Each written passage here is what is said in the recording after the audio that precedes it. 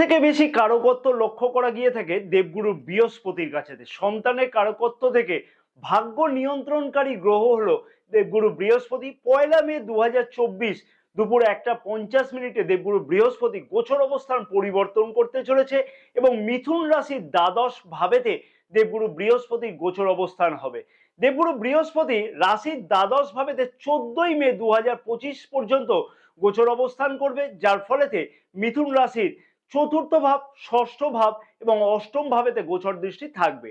রাশির সপ্তম এবং দশম ভাবের অধিপতি দেবগুরু বৃহস্পতি এই গোচর অবস্থানের ফলেতে কোন কোন দিক থেকে বিশেষ কিছু শুভ পরিবর্তন লক্ষ্য করতে পারবে?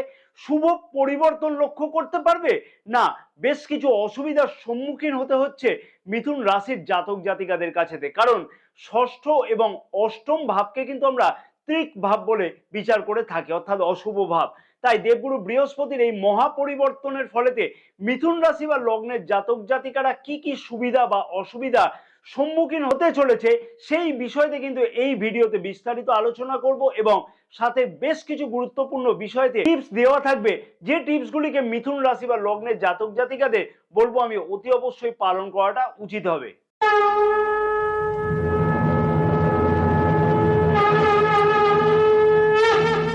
নমস্কার প্রিয় দর্শক বন্ধুগণ, আমি শ্রী পরাশর তোমাদের সকলকে জানাই সাদর অভ্যর্থনা তোমাদের প্রিয় চ্যানেল দ্য ডাইরেকশন অফ ডেস্টিনিতে। আশা করছি প্রিয় দর্শক বন্ধুগণ সকলেই তোমরা বেশ ভালোই আছো। ভিডিও শুরুর পূর্বেই আমি একটি ছোট্ট অনুরোধ প্রিয় দর্শক বন্ধুগণকে করব, যাদের এই চ্যানেলটা এখনো পর্যন্ত সাবস্ক্রাইব করেনি তাদেরকে অনুরোধ করবো যে চ্যানেলটাকে সাবস্ক্রাইব করে নেওয়ার জন্য, পাশে থাকা বেল আইকনটিকে প্রেস করে অল নোটিফিকেশনে সিলেক্ট করে রাখবার জন্য। এখনো পর্যন্ত 83% প্রিয় দর্শক বন্ধুগণ চ্যানেলটিকে সাবস্ক্রাইব করতে ভুলে যাচ্ছে, ভিডিও দেখছে কিন্তু চ্যানেলটাকে সাবস্ক্রাইব করতে ভুলে যাচ্ছে। ফেসবুক পেজে যারা এই ভিডিওটি দেখছে তাদেরকে অনুরোধ করব যে পেজটাকে ফলো করে রাখবার জন্য। এইরকম ধরনের গুরুত্বপূর্ণ ভিডিও কিন্তু প্রতিদিন সন্ধ্যা 6টার সময়তে আপলোড করা হয়ে থাকে। রাশির সপ্তম এবং দশম ভাবের অধিপতি দ্বাদশ ভাবেতে গোচর অবস্থান করবে 1 মে 2024 থেকে।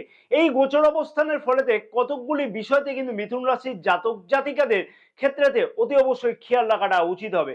সপ্তম ভাবের অধিপতি যেহেতু দেবগুরু বৃহস্পতি এবং সপ্তম ভাব থেকে কিন্তু আমরা বিচার করে থাকি বিবাহিত সম্পর্ককে, ব্যবসাকে, অংশীদারিত্ব ব্যবসা ইত্যাদিকে।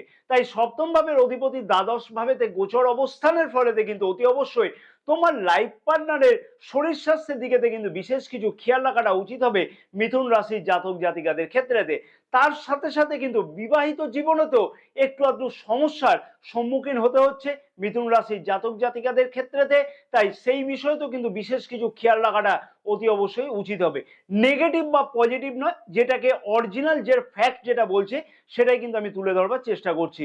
কারণ দ্বাদশ ভাবকে কিন্তু আমরা অশুভ ভাব বলে বিচার করে থাকি, তাই 1 মে থেকে অতি অবশ্যই সেই বিষয়তে খেয়াল রাখাটা উচিত। বড় কোনো ব্যবসা শুরু করবার আগেতে বিশেষ কিছু অসুবিধার সম্মুখীন হতে হচ্ছে মিথুন রাশির জাতক জাতিকাদের। অকারণেতে এই সমস্যার কিছু না কিছু ভাবে কিন্তু বৃদ্ধি পেতে লক্ষ্য করা যাবে, কারণ যেহেতু সপ্তম ভাবের অধিপতি দ্বাদশ ভাবেতে গোচর অবস্থানের করবার জন্য, এবং বিশেষ কিছু কিন্তু চিন্তার কারণ ব্যবসা বৃদ্ধির কারণেতেও হতে লক্ষ্য করা যাবে। পুরনো কোনো অংশীদারিত্ব ব্যবসা থাকলে সেই ব্যবসাতে কিন্তু কোনো বড় লগ্নি করবার আগেতে কিন্তু একটু চিন্তা ভাবনা করে তারপরেই কিন্তু এগোনো উচিত, যেহেতু সপ্তম ভাবের অধিপতি রাশির দ্বাদশ ভাবেতে গোচর অবস্থান করবে। তাই সেই ক্ষেত্রেতে বলা উচিত, যদি জন্মকুণ্ডলিতে খুব একটা ভালো পজিশন না থাকে, অথবা দশা মহাদশা যদি খুব একটা ভালো না চলে, অথবা দেবগুরুর অবস্থান যদি খুব একটা ভালো না থাকে, তাহলে কিন্তু সেই সমস্যা আরো বেশি করে তীব্রভাবে লক্ষ্য করা যাবে। নতুন পার্টনারশিপ ব্যবসা শুরু করবার আগেতে কিছু না কিছু চিন্তা ভাবনা করে তারপরেই কিন্তু এই সকল ধরনের কর্মতে কিন্তু এগোনো উচিত। না হলে কিন্তু অযথা সমস্যার সৃষ্টি হবে। শুধু অংশীদারিত্ব বা পার্টনারশিপ ব্যবসার ব্যাপারেতে আমি কিন্তু এখানে বলবো না, যে কোনো ধরনের ব্যবসা শুরু করবার আগেতে কিন্তু অতি অবশ্যই চিন্তা ভাবনা করে তারপরেই কিন্তু এগোনোটা উচিত হবে। রাশির দশম ভাবের কিন্তু রাহুদেব গোচর অবস্থান করছে এবং দশম ভাবের অধিপতি দ্বাদশ ভাবেতে গোচর অবস্থান করবে। পয়লা মে থেকে, যার ফলে কিন্তু চতুর্থ ভাবেতে গোচর দৃষ্টি থাকবে। তার ফলেতে কিন্তু মিথুন রাশির জাতক জাতিকারা কোনো ধরনের যে সকল জাতক জাতিকা প্রচেষ্টা করছে এমএনসি কোম্পানিতে জয়েন করবার জন্য অথবা বিদেশে কাজ করবার জন্য, সেই সকল জাতক জাতিকাদের ক্ষেত্রেতে শুভ ফল বা শুভ উন্নতি কিন্তু লক্ষ্য করা সম্ভব হতে চলেছে। কারণ দশম ভাবের অধিপতি দ্বাদশ ভাবেতে গোচর অবস্থানের ফলেতে দূর স্থানেতে যাওয়ার একটা প্রবণতা বা জন্মস্থান থেকে দূরবর্তী স্থানেতে যাওয়ার একটা প্রবণতা কিন্তু লক্ষ্য করা যাবে। সেই রকম একটা প্রচেষ্টা করতেও বা সেই রকম একটা ইচ্ছা কিন্তু মনের মধ্যে আসতে লক্ষ্য করা যাবে। অতি অবশ্যই সঠিকভাবে প্রচেষ্টা করা উচিত তার জন্য। এমনিতেই দশম ভাবেতে রাহুদেবের গোচর অবস্থানের ফলেতে কিন্তু মিথুন রাশির জাতক জাতিকারা চাকুরির জায়গাতে বা কর্মক্ষেত্রের জায়গাতে অক্টোবরের 2023 থেকে কোনো পরিবর্তন লক্ষ্য করতে পারছে কিনা অতি অবশ্যই কিন্তু কমেন্টস করে জানাতে কিন্তু একদমই ভুলবে না। আরেকটি কথা মিথুন রাশি বা লগ্নের জাতক জাতিকাদের উদ্দেশ্যে বলবো, যারা জন্মস্থান থেকে দূরবর্তী স্থানেতে কোনো রকমের প্রপার্টি ক্রয় করতে চায় অথবা বিদেশে সেটেলমেন্ট হতে চায়, তাদের ক্ষেত্রেতে কিন্তু বেশ কিছু সুবর্ণ সুযোগ আসতে লক্ষ্য করা যাবে। তবে সেই ক্ষেত্রেতে দেখতে হবে জন্মকুণ্ডলী কতটা সাপোর্ট করছে। আরেকটা জিনিস লক্ষ্য করতে পারবে মিথুন রাশি জাতক জাতিকারা, যে সকল জাতক জাতিকা অলরেডি বিদেশে কার্যের সাথে যুক্ত আছে বা বিদেশি কোনো কোম্পানির সাথে যুক্ত আছে, তাদের ক্ষেত্রে কিন্তু বেশ কিছু গুরুত্বপূর্ণ পরিবর্তন বা উন্নতির সম্ভাবনা কার্যক্ষেত্রের দিকে কিন্তু লক্ষ্য করতে পারবে। দেবগুরু বৃহস্পতি রাশির দ্বাদশ ভাবেতে গোচর অবস্থানের ফলেতে কিন্তু বেশ কিছু ব্যয় কিন্তু অকারণেতে বৃদ্ধি পাবে। তার ফলেতে বিশেষ কিছু সেই বিষয়তে খেয়াল রেখে চলা উচিত হবে মিথুন রাশি বা লগ্নের জাতক জাতিকাদের।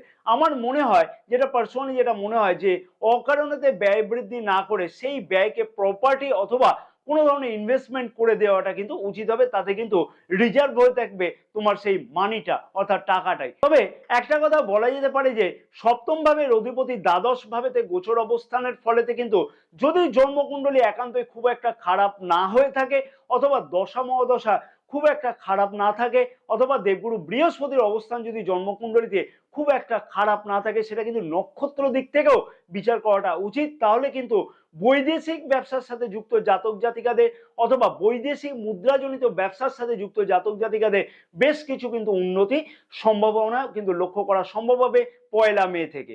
চতুর্থ ভাব থেকে কিন্তু আমরা বুঝে থাকি বাড়ি ঘরদোর, জমি, ফ্ল্যাট, সুখ সুবিধা এবং গাড়ি ইত্যাদি ব্যাপারেতে।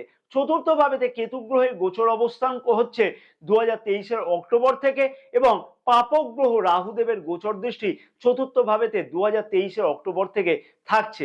তাই মিথুন রাশি বা লগ্নের জাতক জাতিকাদের উদ্দেশ্যে আমি একটা প্রশ্ন করব, উত্তরটা কিন্তু অতি অবশ্যই কমেন্টসে একদমই কিন্তু দিতে ভুলবে না। সুখ সুবিধা ব্যাহত প্রচন্ডভাবে কি লক্ষ্য করতে পারছিলে 2023 অক্টোবর থেকে? অযথা মায়ের কোনো শরীর স্বাস্থ্য নিয়ে কোনো বড় টেনশন চলছিল কি? অথবা বিলাসদ্রব্য ক্রয়ের পরেতেও মনের মধ্যে একটা ডিস্যাটিসফ্যাকশন ভাব লক্ষ্য করা যাচ্ছিল কি? অথবা কোনো ধরনের বিলাসদ্রব্য ক্রয় করবার জন্য পুরো মনস্থির করবার পরেতেও সেইখানেতে অকারণেতে কিন্তু বাধার সৃষ্টি হওয়া, এইরকম জিনিস কি তোমাদের মধ্যে লক্ষ্য করা যাচ্ছিল? কারণ কি চতুর্থ ভাবেতে কেতু গ্রহের গোচর অবস্থান এবং তার ফলেতে একটা ডিস্যাটিসফ্যাকশন লেগেই থাকছিল 2023 অক্টোবর থেকে এবং রাহু গ্রহের গোচর দৃষ্টি থাকবার ফলেতে কিন্তু অনেক সময়তে বিলাসদ্রব্য সংক্রান্ত ব্যাপারেতে এগিয়ে যাওয়ার পরেতেও কিন্তু কোনো না কোনো ভাবে বাধাগ্রস্ত হতে হচ্ছিল। মে মাসের 1 তারিখ থেকে দেবগুরু বৃহস্পতি রাশির দ্বাদশ ভাবেতে গোচর অবস্থানের ফলেতে কিন্তু চতুর্থ ভাবেতে গোচর দৃষ্টি থাকবে। তার ফলেতে কিন্তু এই সংক্রান্ত সমস্যার কিন্তু সমাধান হতে লক্ষ্য করা যাচ্ছে, কারণ চতুর্থ ভাবেতে কোনো ধরনের প্রোটেকশন লক্ষ্য করা যাচ্ছিল না। দেবগুরু বৃহস্পতির অমৃত গোচর দৃষ্টি থাকবার ফলে মে মাস থেকে এই সমস্যার কিন্তু সমাধান হতে লক্ষ্য করা যাচ্ছে। বিলাসদ্রব্য সংক্রান্ত স্বপ্ন পূর্ণ হতে লক্ষ্য করা যাচ্ছে। মায়ের শরীর স্বাস্থ্য নিয়ে যে সকল চিন্তা ছিল সেই সকল চিন্তার থেকেও কিন্তু মুক্তি পেতে লক্ষ্য করা সম্ভব হতে চলেছে মে মাস থেকে। কোনো ধরনের জমি বাড়ি ক্রয়ের ক্ষেত্রেতে কিন্তু বা বড় কোনো সিদ্ধান্ত নিতে লক্ষ্য করা যাবে মিথুন রাশির জাতক জাতিকাদের মে মাস থেকে। 4 চাকা অথবা 2 চাকা সংক্রান্ত কোনো ক্রয়ের ক্ষেত্রে কিন্তু বিশেষ কিছু চিন্তা ভাবনা করতে লক্ষ্য করা যাবে মে মাস থেকে।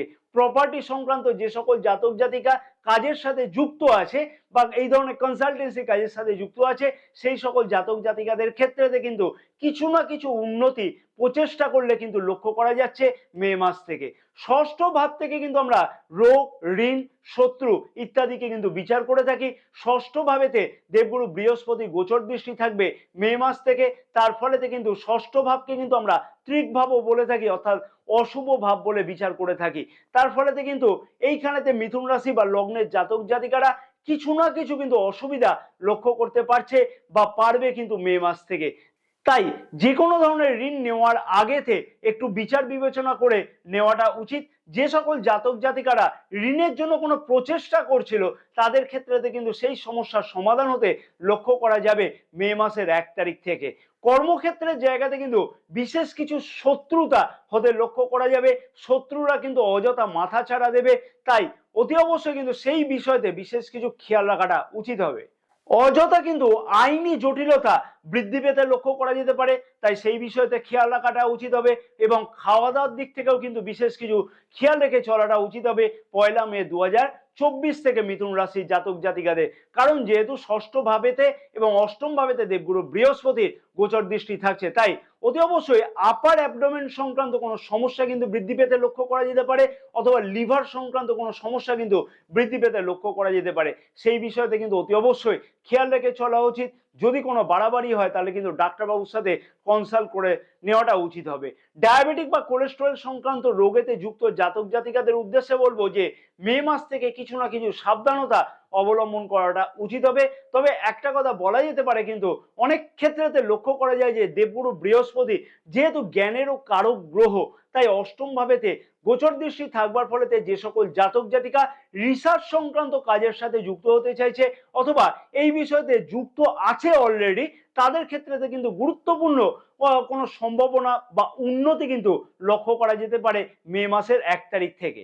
কি বিশেষ উপায় অবলম্বন করা উচিত মিথুন রাশির জাতক জাতিকাদের দেবগুরু বৃহস্পতি যে অশুভ প্রভাবগুলি পড়বে তার থেকে মুক্তি পাওয়ার জন্য, সেটি বলবার আগে কিন্তু আবার একটি ছোট্ট অনুরোধ আমি প্রিয় দর্শক বন্ধুগণকে করব যে ভিডিওটিতে কিন্তু একটি লাইক করতে একদমই ভুলবে না। ভিডিওটি কিন্তু শেয়ার করতে একদমই ভুলবে না প্রচুর পরিমাণে। তাতে কিন্তু সবাই জানতে পারবে যে মিথুন রাশির জাতক জাতিকাদের কোন কোন বিষয়তে সুবিধা এবং অসুবিধা প্রাপ্তি ঘটতে লক্ষ্য করা যাবে। আর দৈনিক রাশিফল সম্পর্কে যে সকল জাতক জাতিকা ইন্টারেস্টেড তাদেরকে বলবো যে এই ভিডিওর ডেসক্রিপশন বক্সেতে টেলিগ্রাম চ্যানেলে লিংক দেওয়া আছে, সেই টেলিগ্রাম চ্যানেলের লিংকে ক্লিক করে দিয়ে টেলিগ্রাম চ্যানেলেতে যদি জয়েন করো তাহলে কিন্তু প্রতিদিনকার রাশিফল সেইখানেতে লক্ষ্য করতে পারবে। প্রতিদিন অতি অবশ্যই বিষ্ণু সহস্র নাম কিন্তু নিয়মিত নির্দিষ্ট সময়তে হয় পাঠ করা উচিত, নাহলে কিন্তু শ্রবণ করা উচিত। এবং অতি অবশ্যই কিন্তু সামনে একটি ঘিয়ের প্রদীপ জ্বালিয়ে এই ক্রিয়াটি করো, তাতে কিন্তু বিশেষ শুভ ফল তোমরা লক্ষ্য করতে পারবে। বুধের বীজ মন্ত্র কিন্তু অন্তত পক্ষে 108 বার করে প্রতিদিন নির্দিষ্ট সময়তে জপ করো, তাতে কিন্তু বিশেষ শুভ ফল তোমরা লক্ষ্য করতে পারবে। ওম ব্রাং ব্রিং ব্রোং স বুধায় নমঃ। জয় মাতারা। দেবগুরু বৃহস্পতির এই মহা পরিবর্তনের ফলেতে মিথুন রাশির জাতক জাতিকাদের সমস্ত মনোবিষ্ট কামনা যেন পূর্ণ হয়ে থাকে।